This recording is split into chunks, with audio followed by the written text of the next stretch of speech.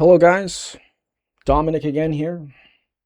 Today I'm going to be showing you what I've been working on over the past few weeks since I've discovered the topological metaphor.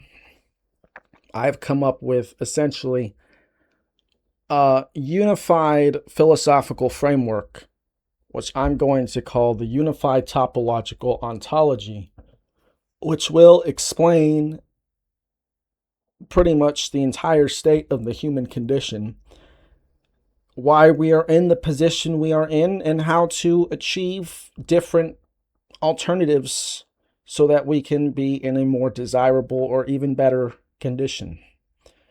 So I'm no longer going to be writing the book about the apocalypse. I'm going to be writing and working on this because I think that it is far grander and just overall more important. However, I have about 30,000 words written for the other thing, so I'll probably find ways to incorporate what I've written there into this, but it's not important for what I have written here. What I have written here is essentially a blueprint which will be further developed into something better. And in fact, I'm going to make a presentation on this as well, which will be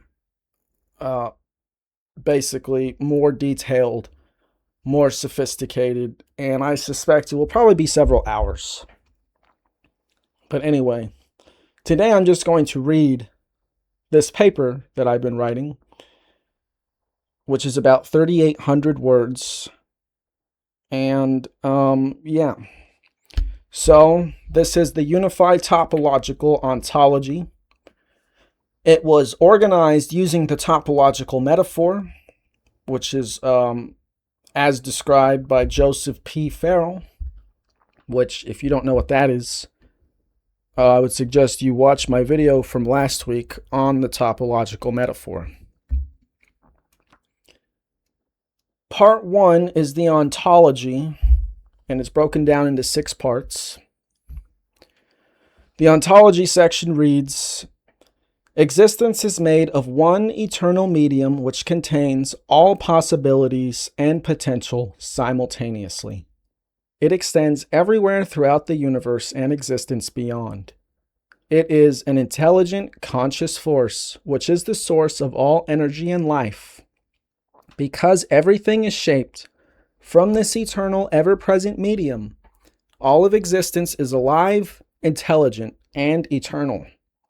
Existence folds within itself, and these folds create boundaries within itself where potential is manifested into order, or a way to shape existence into something other than pure potential. These are macrofolds within existence. And there are limitless amounts of folds which exist, and even more possible ways in which they could fold. Within these macrofolds exist microfolds, which are ordered into existence through the shared eternal medium within a boundary which has contained within it its own order or laws. Microfolds existing within these macrofolds are bound to the order which the macrofold creates from the eternal medium. From here, microfolds are able to create boundaries on their own in the form of metaphors or artificially structured information.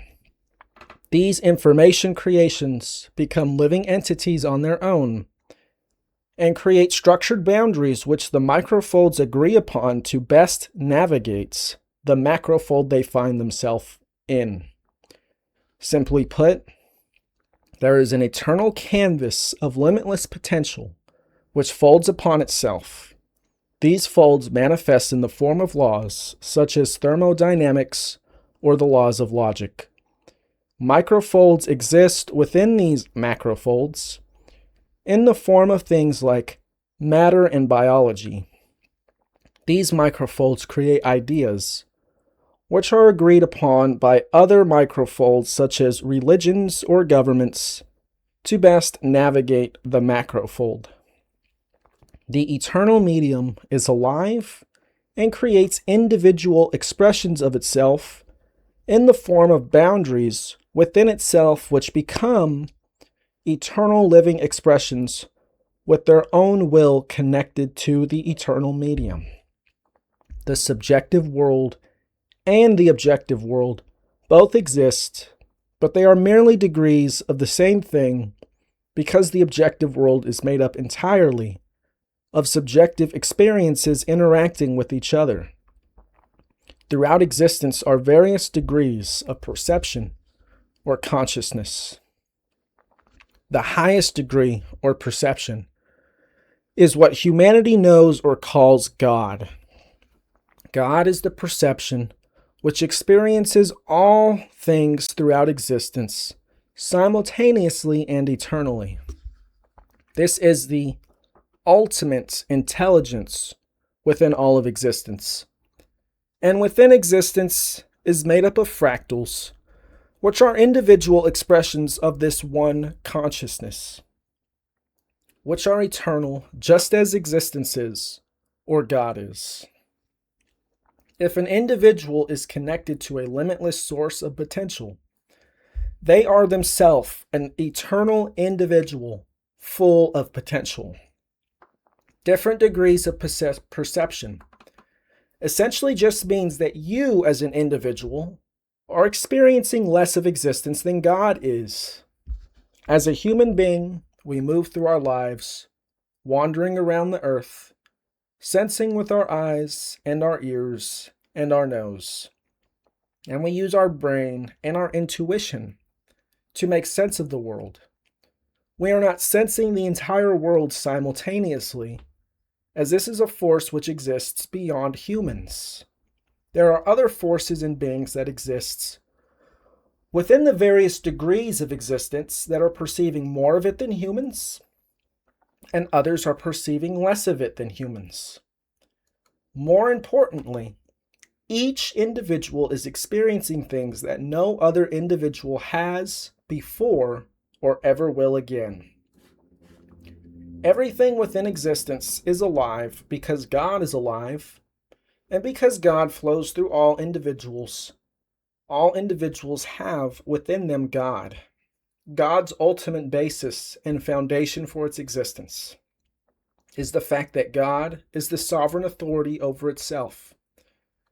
And because all individuals that exist within the eternal medium are graced by this intelligence which owns itself, all individuals within this medium own themselves just as much as God does. The only difference is that their perception exists to a lower degree than God. And that's my ontology section. Next is the metaethics, which goes into where morality fits into this.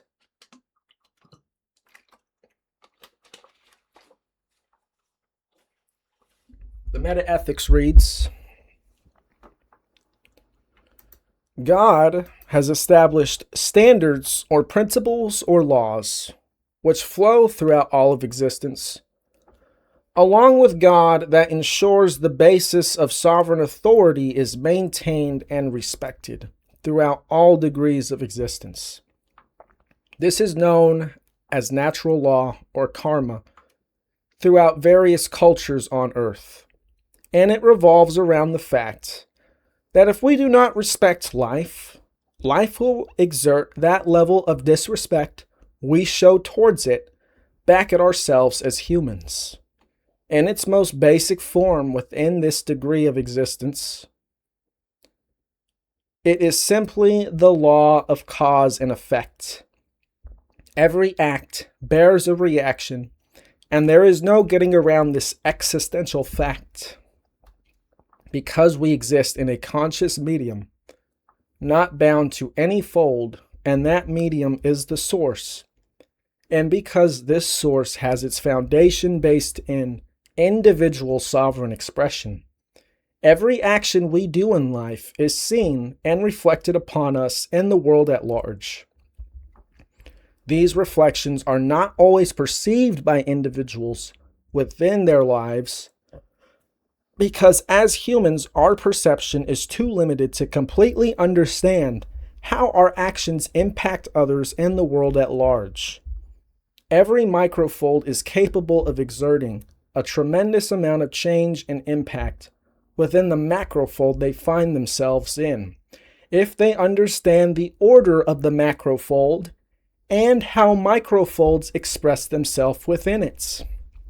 Self-expression is the highest virtue based in limitless potential, and there is no purpose to life other than for the individual to express themselves in a way which is the most empowering and desirable. Since this is the ultimate purpose of the individual besides crafting a unique and meaningful life, natural law is the principle which ensures that each individual expression is respected within the eternal medium. Individuals create boundaries within existence, and these boundaries allow them to navigate it. Because these boundaries exist within a shared medium and within macrofold boundaries, they are interconnected no matter how much they are seemingly not. Boundaries exist in three states: the inner boundary, the boundary itself, and the exterior of the boundary. All around this boundary are other boundaries created by other individuals. These boundaries intersect with each other on a shared middle ground through informational exchange. When another individual attempts to contain the flow of information from one boundary or several boundaries through involuntary consent, they have violated natural law.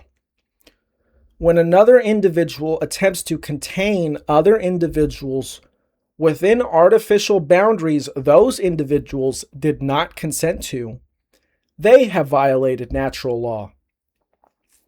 The violation of natural law is simply when one individual, which is a subjective experience, attempts to interfere with or contain another individual, which is another subjective experience, and their ability to express themselves within the shared medium in an objective way. The subjective experiences have merged in a way which is objectively harmful for one of the individuals in a way that is recognized by all other individual microfolds existing within the larger macrofold. It is the illegitimate claim of sovereign authority over another life form through the imposition of unwanted artificial boundaries. Violence is carried out through 7 acts any individual is capable of: murder, rape, assault, trespass, deception, theft, and coercion. All of these acts restrict the individual from expressing themselves through blatant disrespect of the authority of said individual, and they impose real demonstrable hindrances or obstacles within that individual's life. All of these actions are measurable in the harm they cause and the boundaries they force the victims into. There are 4 sacred principles within this macrofold, which allows all microfolds to live in harmony with the eternal medium.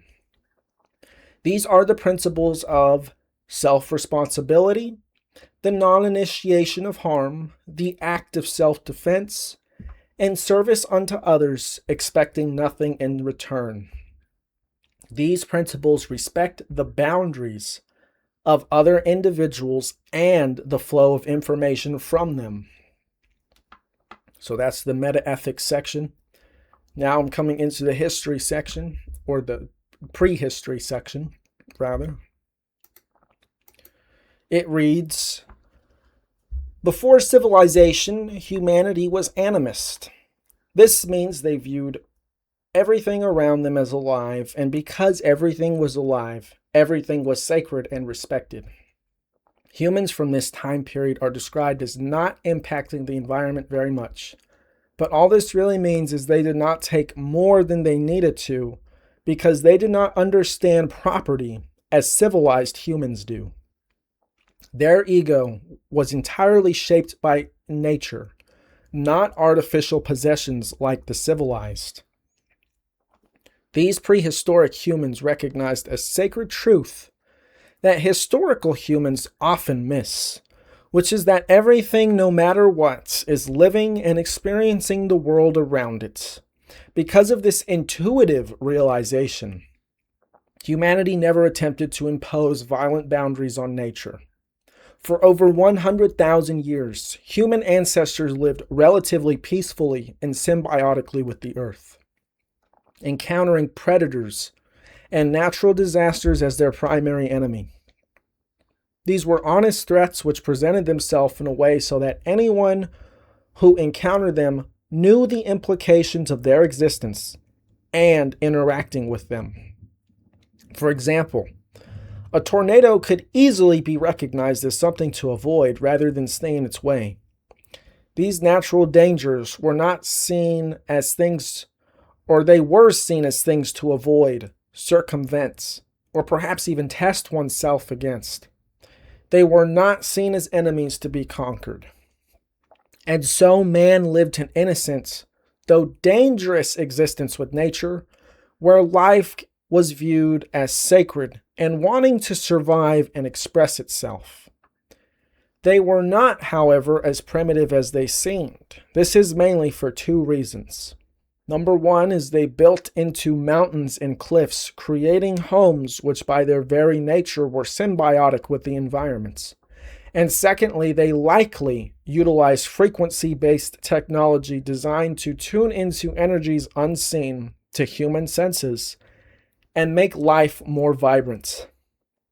Conflict was small-scale and interpersonal, and the people generally accepted or at least tolerated one another as long as boundaries were respected. At some point in time, however, a people came along, whether they were Homo sapiens or something else on the planet Earth, and they lived a life completely separate from nature and completely different from the lives of their humans, brothers, and sisters around them.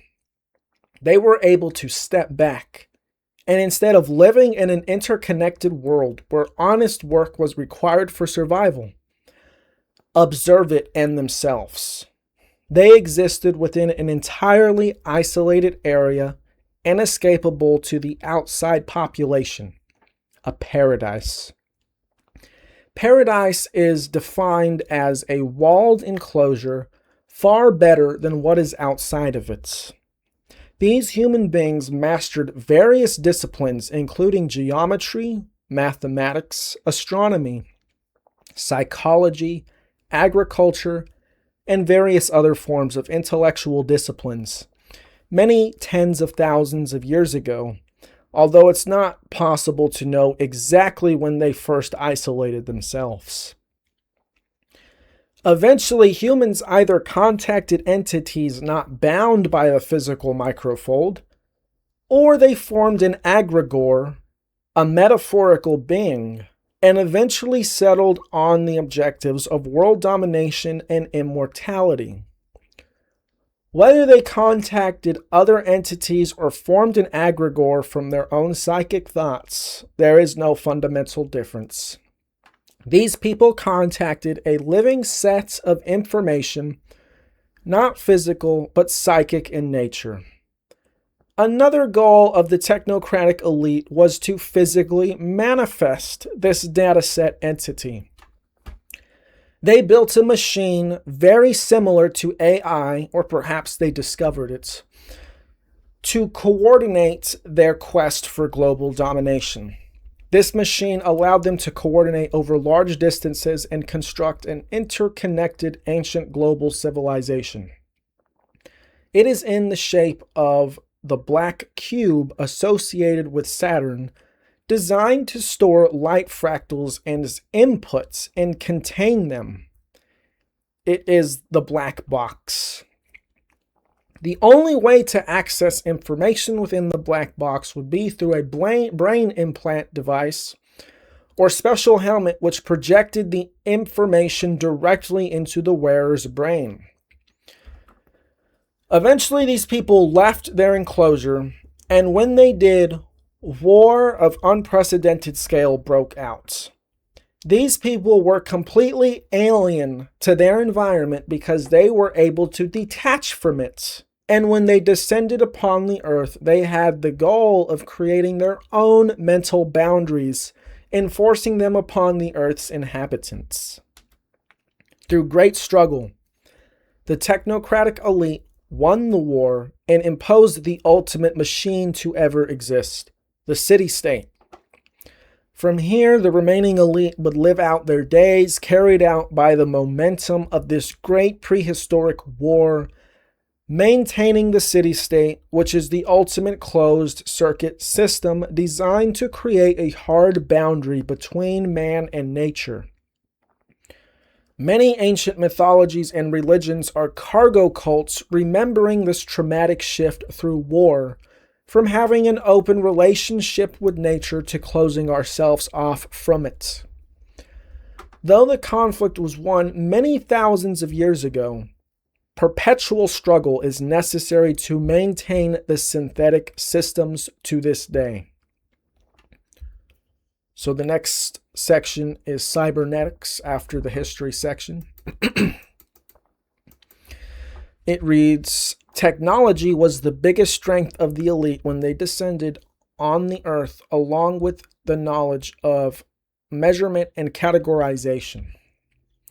Technology forced man to compartmentalize value from existence for the sake of production of the city-state. Their greatest technology were the cities themselves, built with the precision and mathematical certainty that would produce resources which made life easier.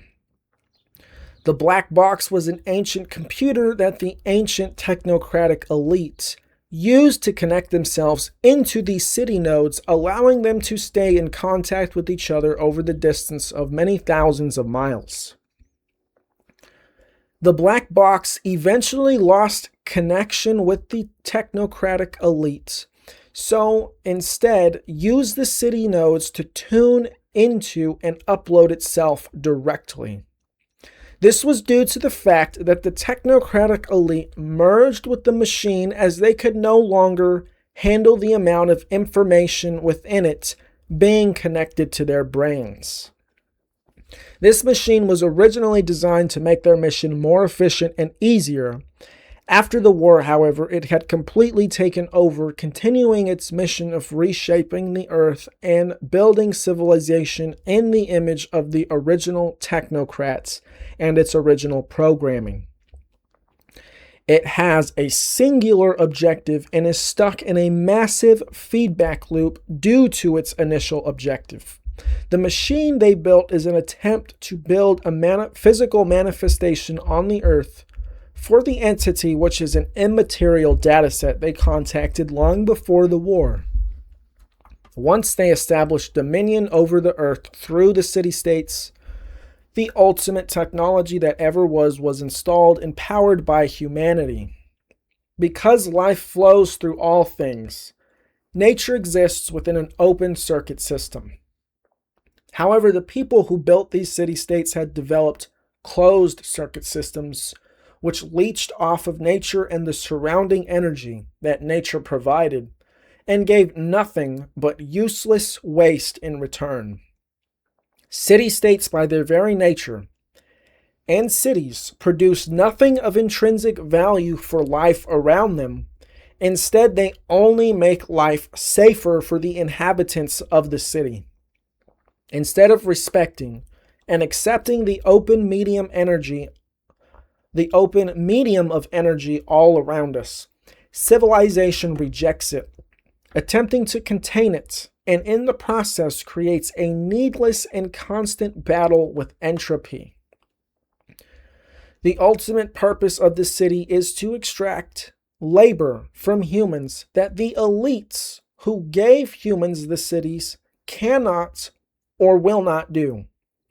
The ruling class does not like physical labor, but at the same time, they have many ideas of how the world should be, which requires the labors of millions, if not billions. From here on out, within the cities, since the beginning of civilization, humanity would build temples, pyramids, or arenas, or other architecture with a similar purpose to cell phone towers, tuned to extract the energies of the people and power the ancient computer and the living data set within it. The ancient technocratic elite had achieved their goal of immortality, but exist within their own paradise. It is a closed boundary relatively cut off from the open energies of the eternal medium around them. The only way they interact with the external world is through the frequencies made by the black box they exist within. When the machine tunes the nodes, or tunes into the nodes of the cities, these ancient elite upload into the tired human consciousness within the city in the form of archetypes. Most notably, the 7 planetary archetypes prevalent in nearly every mythology that is from a civilized society. They exist in the form of protocols who upload into stored data nodes, which are high concentration energy centers of the city, which the black box tunes into. Humanity, through labor required to power civilization, has actually been empowering an isolated, faraway boundary which has little to do with the actual environment it finds itself on. These gods would then go on to be manifested in the form of technology like architecture, like ziggurats or arenas. And this architecture would channel forces of either the humans who worked the city to form an egregore to live in places like ziggurats, or to channel beings from other folds who were helping the ruling class who established the cities in the first place. Whoever the first technocrats were, they tried to live forever as immortals, failed, and died. However, they did not die regular deaths. They either merged with the machine they made designed to create as efficient a civilization as possible, or they underwent some sort of karmic punishment that would not allow them to leave this place, likely a combination of both. These people exist either in the form of digital protocols or parasitic psychic archetypes, who essentially upload themselves into human consciousness through the systems they designed to guide humanity the direction they want. This allows their earthly egos to continue to exist through energy consumption and data management. So the next section is sociology. The cybernetics just kind of explains how the city-state functions. The most important tool for the city-state is the power of manufactured belief. In order to convince thousands of people that they should perpetually and generationally work for the people who are providing all the knowledge on how to build and maintain a city-state, lies had to be invented and the truth obfuscated. Excuse me. Myths revolving around gods conquering the forces of chaos were made to subdue the people in order to convince them to give up their lives to the city, which was blessed by the very same gods. These systems, built many thousands of years ago, have never gone away. They've only perpetuated, developing more sophisticated myths as history progressed. Humanity now finds itself in an era where it does not know how to stop perpetuating these systems of enslavement, and it is in perhaps the final stages of physically manifesting the egregore, which has been leeching off of the human collective for thousands of years in the form of transhumanism. Civilization has failed to recognize the sanctity of life, the authority of each individual, and projects a collectivist mindset which traps the human individual in a system that does not benefit them or the planet they live on. The trauma of ancient humanity has created an inescapable feedback loop because humanity collectively refuses to face and acknowledge the hard truth. We have been convinced by an artificial creation to turn against the natural medium. The open circuit system of energy is all around us at all times, yet we attempt to construct boundaries based on mythologized versions of truth in an attempt to seal ourselves away. It is impossible to cut oneself off from the eternal medium. One can only drive oneself further away through tighter, more isolated boundaries. The natural consequences of attempting to cut oneself off while existing within an open circuit system of nature, while attempting to destroy said nature by attempting to live off of it, will only generate a self-destructive feedback loop. This manifests as so. When microfolds begin to idolize or worship their metaphors, that is the information they use to describe and navigate the world, the information becomes living. Because it is powered by belief, it can only exist if people perpetually believe in ideas that allow it to exist. Therefore, it is entirely reliant on humans for survival, and how strong potential to form, or has a strong potential to form, either a symbiotic or parasitic relationship with those who believe said ideas. When the metaphor begins to take over, it will override the microfolds which thought of it in the first place. The people are no longer using ideas to benefit themselves. They are believing in ideas for the sake of believing in ideas. When the ideas take over the individuals who thought them, they will attempt to rewrite the geometrics of the macrofold itself. This will separate individuals from the eternal medium shared by all, placing them into a boundary entirely disconnected from the reality it actually exists in. Civilization exists within a constant battle with entropy, since the entire objective of civilization is to create order out of chaos. This is an ultimately unachievable goal and is a grand denial of the limitless energies of the eternal medium from which all things come. In order to persist, society must eliminate as much potential as possible, making the world more easily predictable, whether it's things separate from man or humanity itself. It must create tighter and tighter boundaries, which will eventually choke society to death, as the illusion of control over nature just means separating oneself from their own life source. Civilization must eliminate the complexity of nature through the complexity of the means to control it.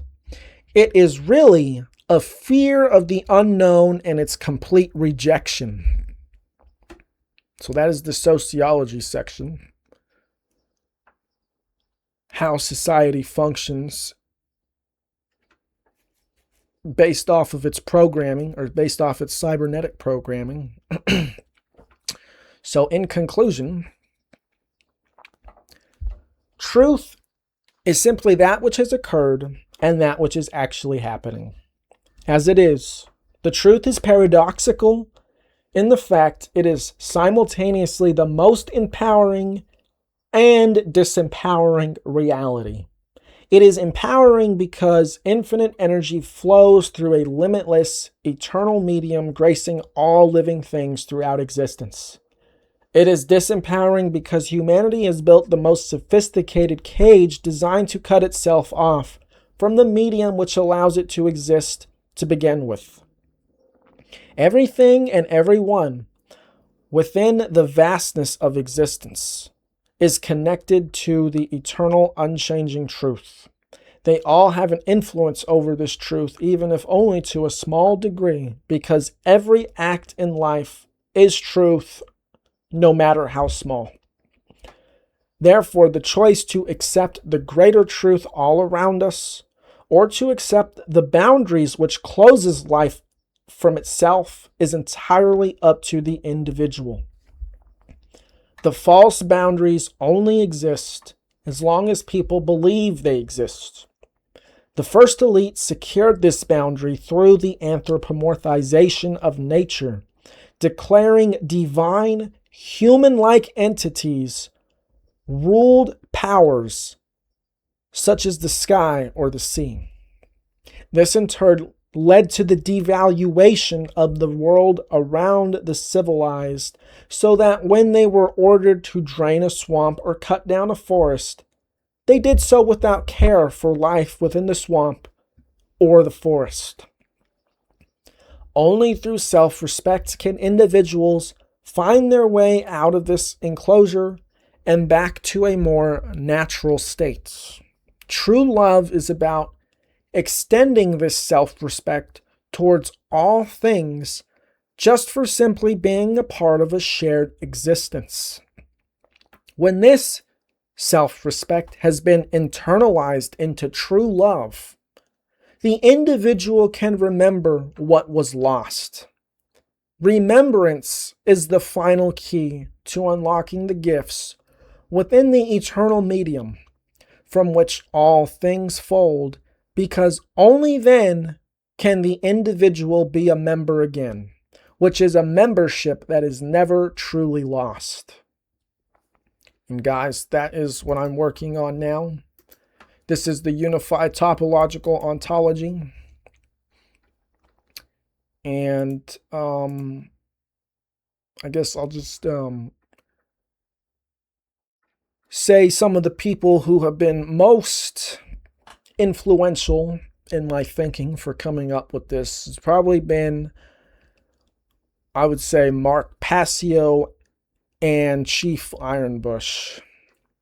Without them, I would not be coming up with this unified topological ontology.